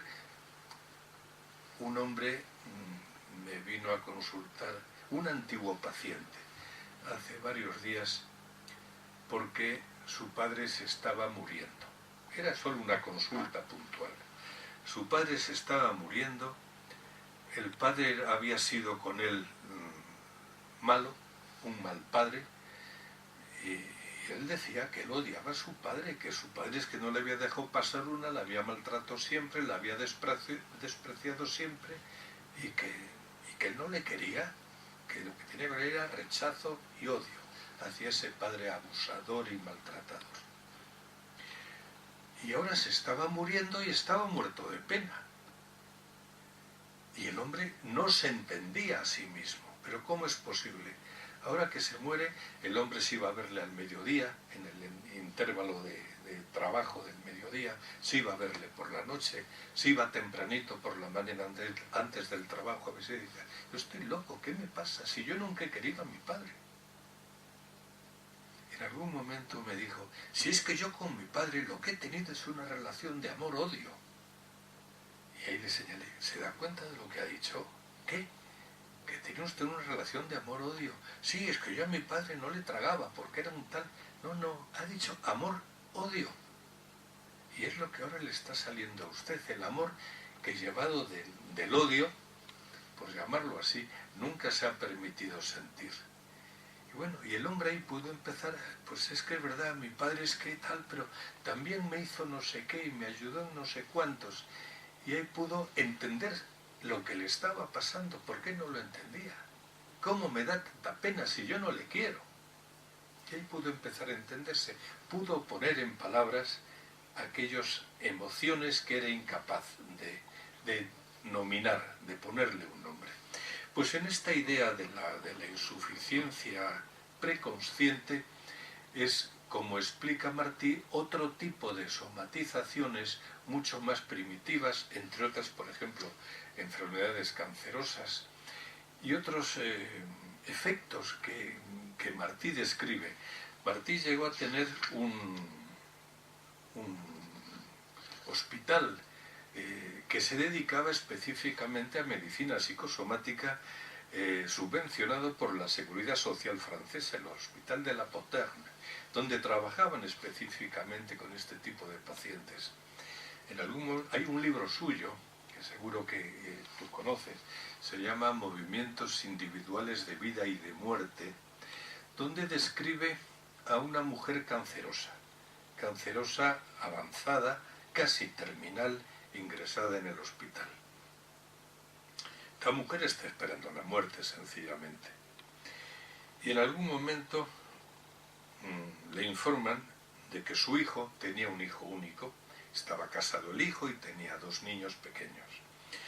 Pues le informa que el hijo y la mujer se han matado en un accidente de coche y que los 2 niños pequeñitos están huérfanos.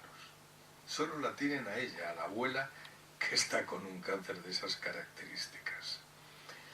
Bueno, me imagino que la abuela se debió quedar destruida con esa idea y con el sentimiento de que algo tenía que hacer por sus nietos. Según describe Martí, creo que son 10 casos. Este es uno de esos 10 casos especiales, espectaculares. Pues esta mujer, llevada por esa necesidad que ella sentía de cuidar a sus hijos, a sus nietos, perdón, pues dijo, bueno, que con cáncer o sin cáncer, que ella tenía que estar con sus nietos y hacerse cargo. Pues se quedó con sus nietos y los cuidó por años. El cáncer se paró, dejó de evolucionar, y cuando los niños tenían como 10 años, empezó otra vez a crecer y ahí la mujer se murió, pero los niños ya tenían 10 años. Yo conozco otra historia, esta no es de Martí, es mía, de un tipo de una familia muy religiosa, bueno, donde en el matrimonio, que tenía varios hijos, pues las cosas no iban bien. La madre, la esposa, le trataba mal, según él sentía, la esposa no le quería, los hijos, influidos por la esposa, tampoco, y el hombre decidió, cuando le diagnosticaron un cáncer de hígado, que el tiempo que le quedase lo iba a disfrutar, que no aguantaba más a la parienta ni a los niños. Y entonces cogió y se largó, sacó todo el dinero que tenía, se compró un deportivo y, digamos, empezó a vivir. Se ligó a una chica de origen vasco, de Bilbao, al parecer una excelente cocinera, y el tipo, pues, a vivir la vida, con su deportivo, buenas comidas, buen vino y con su novia. Y aquel cáncer de hígado, que iba creciendo y evolucionando, se paró, y se paró por años. En algún momento, pasados, no sé, 6 u 8 años de aquella historia, se peleó con la chica y se separaron. Y la enfermedad se reactivó. Pidió socorro a su exmujer, que le aceptó en casa, porque era una mujer muy religiosa, le aceptaron en casa, los hijos también, y allí murió tranquilamente. Caramba, yo diría que estas cosas le hacen pensar a uno, ¿no? Lo duro que puede ser la vida y lo difícil que puede ser ese vivir. Pero sí, parece que hay ahí toda una serie de hechos que nos condicionan en la forma en que vivimos. No voy a hablar nada acerca de neurociencia, que es interesantísimo, ya os han hablado aquí de esos temas, pero sí quizás voy a hacer un brevísimo resumen de cómo a través del tiempo toda esta idea de psicosomática ha ido evolucionando y enriqueciéndose. En primer lugar, podríamos decir que fue Freud, a través de la inervación muscular con las contracturas musculares. Por ejemplo, otra cosa que seguro conocéis igualmente, el bruxismo, esa contracción de las mandíbulas que lleva a destrozar la articulación temporomandibular de personas que están con los dientes contraídos. No vamos a tener tiempo porque quiero dejar un rato para la charla. Tenía el caso de una paciente que yo vi, esta mujer, de resultas de un enorme desencuentro con su padre, hizo una alopecia universal. Esta mujer fue paciente mía y yo veía cómo se le caían como bloques, voy a decir, de pelo de la cabeza. Hizo una alopecia universal, se quedó sin un pelo en ningún sitio del cuerpo, ni pestañas, ni cejas, ni vello púbico, ni en las piernas, cero. Perdió absolutamente todo el cabello. Y de la misma manera empezó a perder todos los dientes, las muelas en particular, pero de una forma espectacular.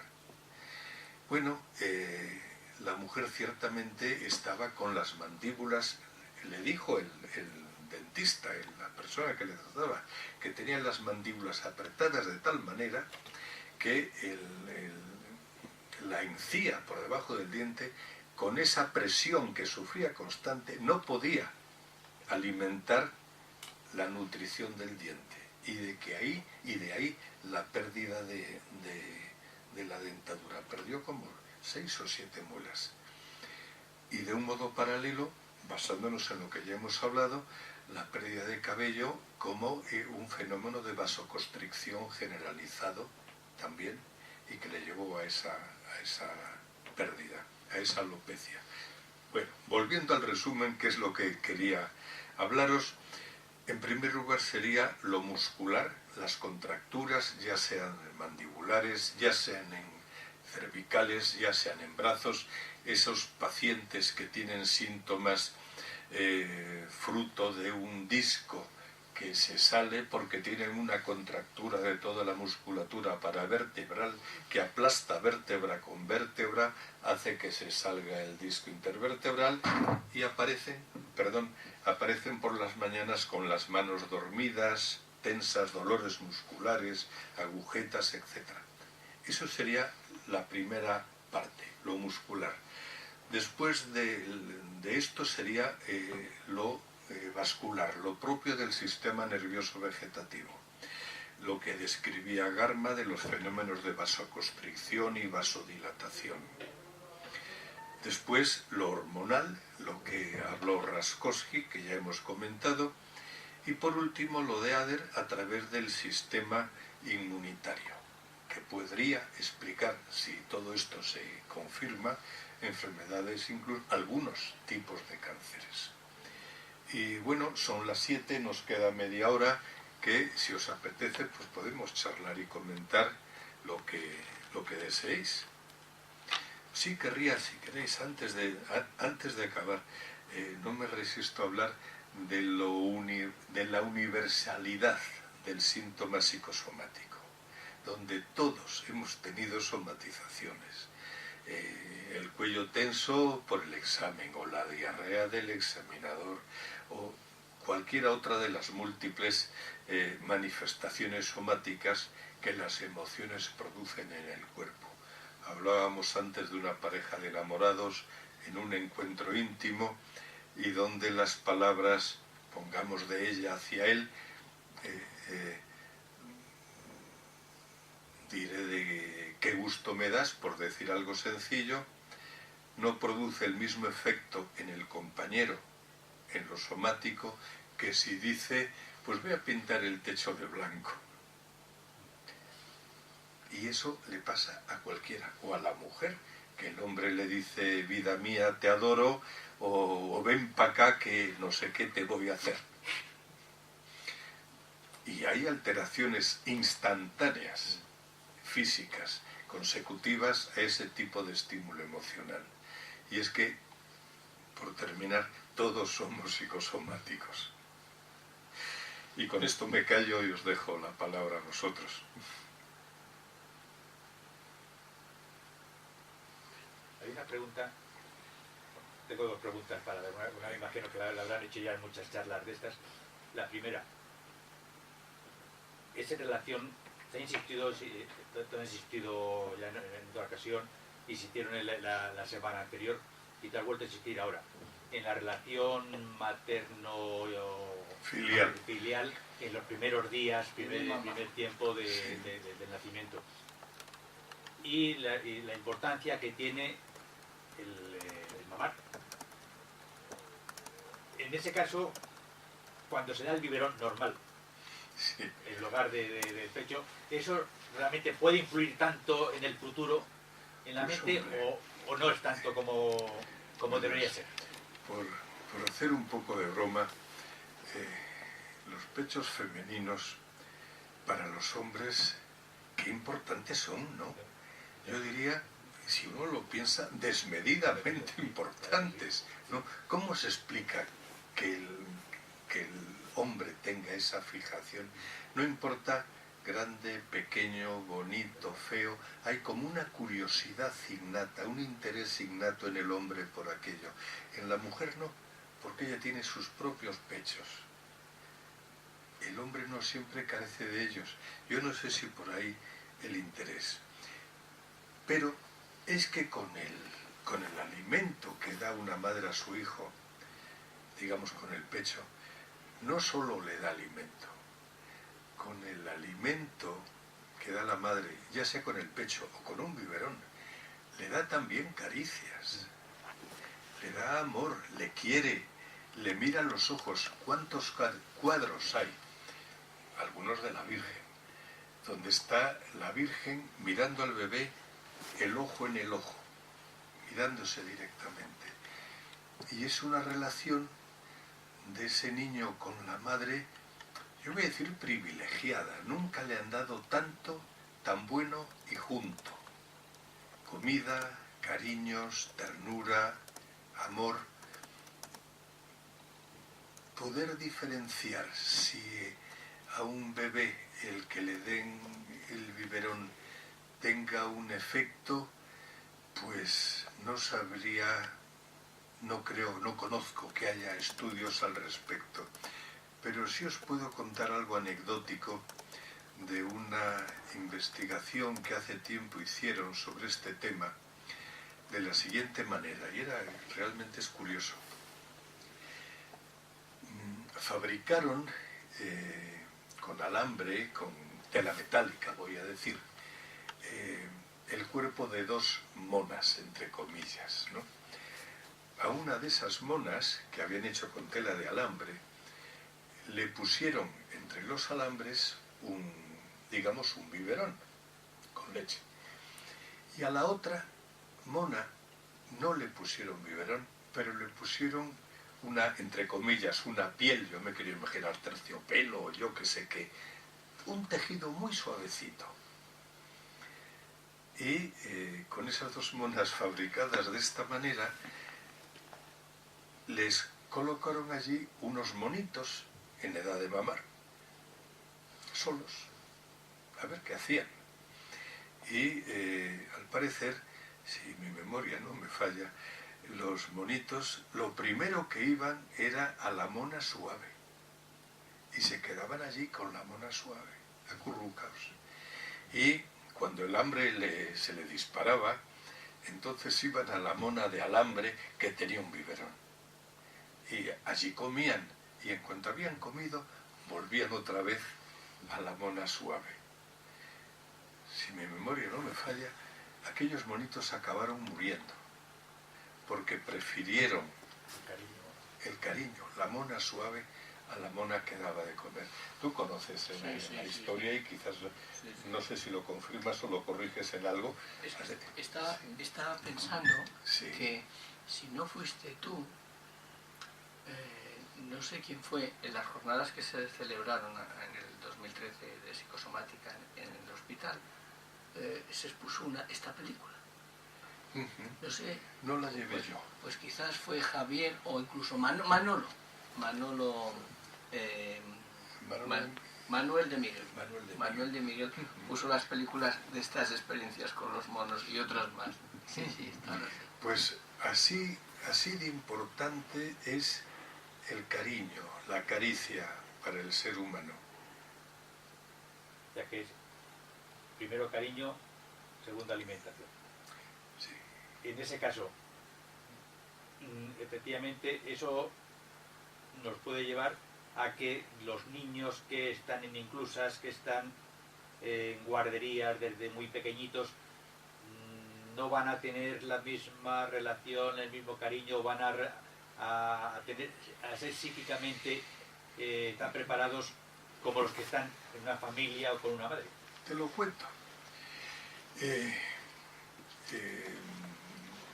En la posguerra de la Guerra Civil Española, una familia, viven varios hermanos, miembros de la misma familia en el mismo pueblo, y la situación económica es muy complicada, muy difícil, y una de las mujeres de ese grupo familiar decide emigrar a la capital para ganarse la vida, para ella y para sus familiares. Esta mujer tiene un bebé de teta, un niñito de teta. Pero otra de las hermanas también tiene un niñito de teta. Y entonces le dejan el bebé a la hermana que tiene leche, y la mujer se viene a Madrid a trabajar de ama de cría. Aquello que existía antes, que hoy día ya no hay. Aquel niño se cría con la tía. Pasan como 2 o 3 años que la madre no vuelve a su pueblo porque está trabajando y ganando dinero, no tiene para viajes ni historias de ese estilo. Y en algún momento la madre vuelve y quiere recuperar a su hijo, claro. Me imagino que se comunicarían por carta, eso que ya hoy día no se hace, pero no daba para mucho la de la comunicación epistolar. El hecho es que la madre vuelve y el bebé no la reconoce, el niño al que dejó no la reconoce. Al final, la madre se viene para la capital con el hijo y con el marido, que se había quedado en el pueblo. Pero ese bebé nunca llama a su madre mamá, la llama por su nombre de pila. Pero bueno, aquello se pasa, el niño se hace a la idea de que su mamá es esta y no aquella otra, llamaba mamá a la tía. Y aquí paz y después gloria. Y el hombre crece y se desarrolla y se hace un hombre adulto. Hasta que empieza a tener serios problemas en la relación con las mujeres en general. Y luego en el matrimonio. Porque con las mujeres, con las novias y demás, establece unas relaciones de dominio, de un dominio absoluto, de manejo de yo mando y tú me obedeces. Y tú haces esto y no haces aquello, y esto lo haces así y aquello lo haces allá. Y el tipo tiene esa relación de dominio con la novia. Hasta el día que la novia se dice que no aguanta más, que no aguanta más y que adiós. Y este tipo, de repente, se le hunde el mundo. Empieza a llorar, le implora, le ruega, le suplica de rodillas a la chica que no se vaya, que lo que ella quiera, que le da lo que quiera y demás. La chica está muy dolida y se marcha. En algún momento tiene otra novia con la cual repite la pauta, esta aguanta más, y se casa con ella. Y al cabo de no muchos años repite la historia. La tiene dominada, en particular con el dinero, a la esposa. Pues esto no te lo compras, pues te compras aquello, la tiene allí hecha unos zorros. Al final la esposa también se harta, tienen hijos, pero dice que no aguanta más y que se divorcia, y el hombre repite la historia. Se derrumba absolutamente, que le da lo que quiera, le pone las cuentas corrientes a su nombre, le pone el piso a su nombre, por favor que no le deje y se muere. Si le deja, se muere. Y bueno, y este hombre empieza a pensar y la mujer le ayuda. Oye, pero tú, ¿de qué vas? Voy a decir. Eres un tirano y luego te pones de esclavo. A ti te pasa algo raro. Y el hombre reconoce que sí, que en su relación con las mujeres, bueno, y ahí busca ayuda. El hombre había olvidado por completo toda su historia infantil. A través de sus sesiones el hombre va recordando, va recuperando y empieza a entender y a comprender. A la mujer hay que tenerla dominada, si no se marcha. Mi mamá se fue, tengo que tenerla pero bien cogida, si no se me va. Pero claro, a base de tenerla bien cogida, la mujer acaba yéndose. Y entonces revive el abandono infantil, un abandono catastrófico. Bueno, hombres y mujeres que se han divorciado hay cantidad. A ninguno le gusta la experiencia, por supuesto. Pero una experiencia de catástrofe absoluta, como vivía este hombre, no era normal. estaba reviviendo la catástrofe absoluta que para él fue el abandono de la madre. Otra cosa, en relación con esto. ¿Qué tiempo? Comentaste un poco el otro día también, pero por fijarlo más o menos. El tiempo en que realmente debe durar esa relación materno-infantil. Ahora hay mucha tendencia a que a los 5 o 6 meses, en cuanto acabe ya el periodo de latencia, la mujer vuelve a trabajar, el niño en la guardería. Por lo menos aquí en España. En Alemania ese intervalo de tiempo es mucho mayor que aquí en España. Realmente en España lo estamos haciendo bien, vale que los 5 meses o 6 meses en que la madre tenemos de baja maternal, o se debería ampliar. Pues hombre, pues yo te devuelvo a otra pregunta distinta, ¿no? ¿Y lo estamos haciendo bien con esto del consumo de los combustibles fósiles? Esta historia que nos cuentan del CO2 está bien hecho. ¿A dónde vamos? ¿Lo estaremos haciendo bien? Oye, y estas cosas de esta vida, lo del internet ese, la civilización, y me corregís por supuesto si no estáis de acuerdo, yo diría que la evolución del ser humano ha sido a lo largo de los siglos muy lenta, muy progresiva. Con la revolución industrial esa evolución se aceleró sobremanera. Con la revolución informática esa evolución del ser humano se aceleró muchísimo más. ¿A dónde vamos a ir a parar con esta historia del internet? Hay países en donde al parecer hablaban en Japón y en alguna medida en Estados Unidos. Las relaciones interpersonales de piel a piel empiezan a escasear y se dan más las relaciones a través de internet, donde no hay una relación de piel a piel. ¿Estamos haciéndolo bien? ¿Cómo va a ser el futuro? ¿Quién lo sabe?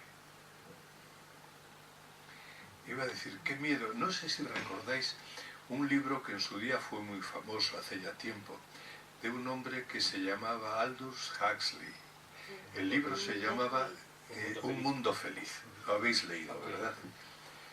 Oye, me imagino que cuando lo leísteis, yo cuando lo leí, me pareció ciencia ficción.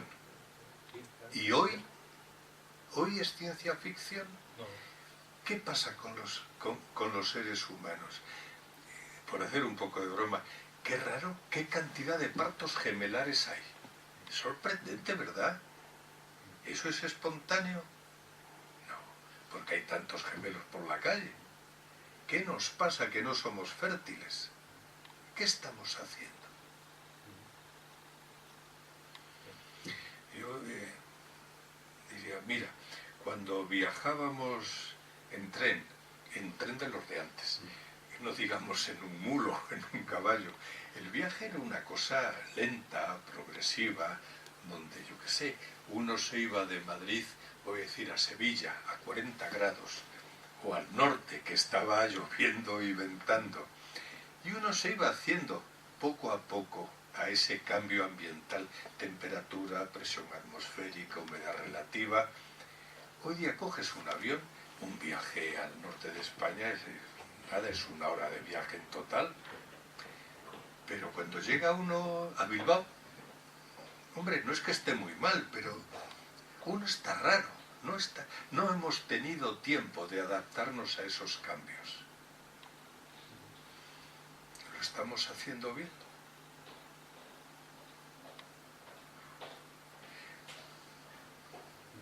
Yo diría, no sé si me corregiréis, para cualquier médico la lactancia natural es mejor, rotundamente mejor que la lactancia artificial.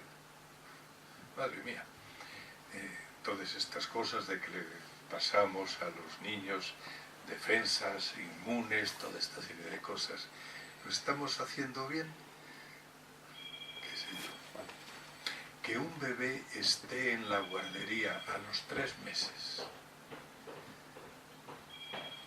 ¿Lo estamos haciendo bien? ¿Cuándo sabremos la contestación?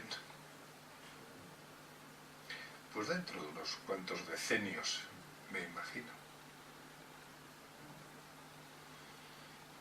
Por lo que habéis contado y por lo que está viendo, no. El ser humano también es verdad que tiene una capacidad de adaptación increíble. Decían que los animales más exitosos biológicamente en la naturaleza, los animales más exitosos no son los más fuertes, son los que tienen mayor capacidad de adaptación. El ser humano tiene una gran capacidad de adaptación. ¿Qué va a pasar? Según Huxley, en el libro aquel, y bueno, ya hemos visto lo que pasaba con Julio Verne. Las fantasías de Julio Verne hoy son realidades. ¿Serán también realidades las de Huxley? El problema el asunto efectivamente de Huxley es que efectivamente al final lo que se demuestra es que esta gente estaría muy avanzados, tendrían muchas cosas, pero lo que no eran felices. Y como mucho podían ser felices los que estaban en la selva, vamos, en los salvajes. Sí. Que son los que mantenían una relación más personal y más íntima. Sí. Pero no los de la civilización dominante. Pues ¿no? Mira lo que pasa, por ejemplo, en países punteros. Yo, si recuerdo bien, decían que uno de los países con mayor calidad de vida era Suiza. Mejores ingresos, mejor educación, un nivel cultural superior. Bueno, el país número 1 en calidad de vida del mundo. Es uno de los países con más alta tasa de suicidios. ¿Cómo digerimos eso? Otro país equivalente son los países nórdicos, Noruega, Finlandia, Suecia, igual. Y Japón. Japón. En fin. Una cosita nada más añadir. Una paciente que estoy viendo yo estos días, esta mañana, ¿ha sido esta mañana cuando nos hemos visto? ¿O ayer? A la salida del hospital, no sé si fue ayer. Ayer. Ayer. Bueno, hoy voy a las interconsultas, ¿no? Una paciente, una mujer joven, tiene problemas de autoinmunidad y la estaba viendo. Entonces, desde hace 2 años pasa mucho tiempo ingresada en el hospital, es joven y tiene 2 niñas, ¿no? Una niña de 12 años y otra de 10. Hoy, esta mañana, me decía, estaba preocupada porque la niña mayor le ha dicho que no quiere seguir estudiando. Ya otros días antes me había comentado que le está costando mucho. Bien, quiero decir, y la paciente, y nos preguntábamos, ¿es que puede haber relación entre esa separación de la madre, esa no presencia, en fin, además de otros factores, con que a partir de ahí la niña le cueste seguir adaptándose, seguir haciendo un esfuerzo? Lo he asociado en relación con tu pregunta, el papel de la madre, de los primeros años de esa relación. Bueno, nos adaptamos también, pero luego, ¿a costa de qué, no? ¿De qué tipo de humanos? Dice. Como te he comentado por ahí desde el principio de la historia, en el fondo es una adaptación falsa. Hay una agresividad dentro también que esa adaptación es defensiva, no es una adaptación positiva, ¿no? Pues lo más seguro es que quién sabe. ¿Qué sé yo? Hombre, si queréis, y como nos acercamos a la hora a tope que me decíais 7:30, y por darle un tono optimista a esto que estamos hablando, yo a veces me pregunto, pero estas cosas que yo digo ahora son muy parecidas a las que yo he oído decir a mis padres cuando yo era jovencillo. ¿Dónde vamos a parar? Estos jóvenes de hoy, con estas melenas que llevan. Eso se decía hace no tanto tiempo. ¿Qué va a ser de este mundo? Serán cosas que vivimos así, fruto de nuestro propio envejecimiento. serán cosas de la realidad. Desde luego, lo que sí es cierto es que, yo qué sé, a mí se me ocurre pensar en un cachorro, un perrito. ¿Cómo son de importante para un cachorro las caricias? ¿Cómo son de importantes para un perro la compañía del amo? ¿Cómo es de importante para un perrito la proximidad? Eso de que yo esté sentado, no tengo perro, pero no importa, que yo esté sentado en un sillón, en un sofá, viendo la tele, y el perro viene y se me sienta al lado y se me arrima. O el niñito pequeño que se levanta por la noche y va al cuarto de los padres y se acuesta en medio de los padres. ¿Cómo es eso de importante? Esos matrimonios que se acuestan y hacen la cuchara. No sé si habéis oído la expresión. Cuando en un cajón hay muchas cucharas juntas, se suele hacer la cuchara. Ya sabes lo que es. El hombre o la mujer mirando para un lado y el otro, que sea el hombre o la mujer, pegado. Esa proximidad, ese calorcito, en invierno en especial, ¿cómo es eso de importante? Dormir separados. Hombre, es más cómodo. No notas que la cama se mueva, pero ¿qué prefiero? Yo os puedo decir lo que prefiero yo, vosotros sabéis lo que preferís vosotros. Yo prefiero una cama única, yo, cada uno por sus circunstancias. Pero el contacto humano, ese coger a alguien y decir, hola tal, ¿cómo estás? Yo diría, qué rico, ¿no? Qué rico, qué sabroso, qué grato. A mí también se me está ocurriendo, enlazando esto, porque la pregunta de Javier, que son muy interesantes, me lleva a pensar, en relación a los comentarios de Manuel, la evolución. Y la evolución de la vida del ser humano parece que de alguna manera es inseparable, es inevitable, ¿no? Ahora, también esa evolución es siempre a costa de algo, vamos dejando algo. Quizás lo que plantea Javier es hasta qué punto la evolución inevitable pone en riesgo un humano como le conocemos actualmente y cómo incide en lo que parece que hasta ahora necesitamos. Esa relación bebé-mamá que juega un papel en la medida en que la evolución, que lo social no destruya algo de eso necesario. De todas formas, lo que sí que sabemos es que hoy, digo yo, tenemos que tener la cabeza lo mejor amueblada posible para adaptarnos, ¿no?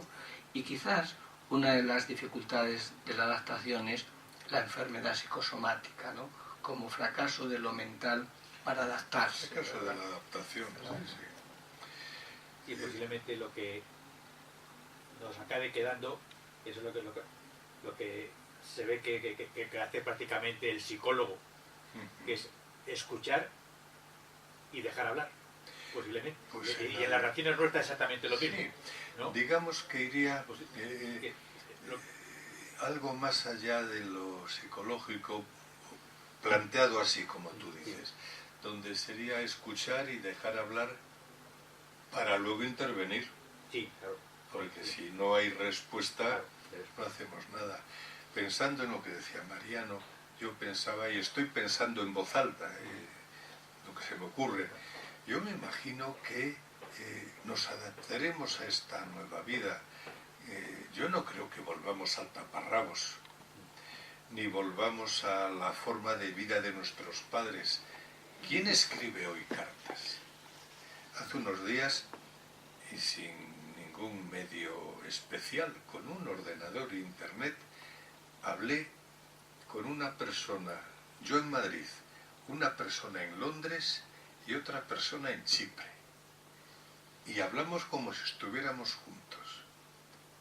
Yo estaba sorprendido de lo que la tecnología nos permitía. Y viéndonos, en la pantalla 3 partes, y me veía a mí mismo y veía a las otras 2 personas charlando, hablando tranquilamente. Bueno, es increíble. ¿Vamos a volver a las cartas?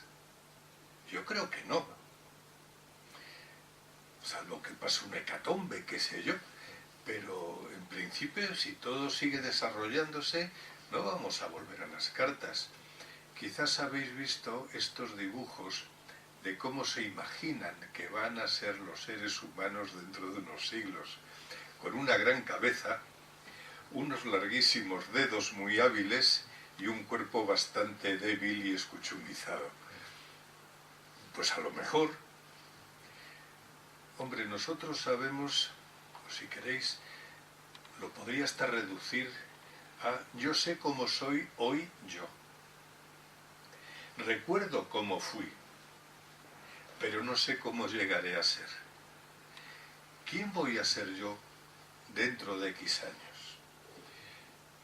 Me voy a quedar, estoy pensando en una persona concreta, Greenberg, un hombre de una inteligencia y como un psicoanalista con una cultura psicoanalítica y unos conocimientos, voy a decir, envidiables, en el sentido más propio de la palabra.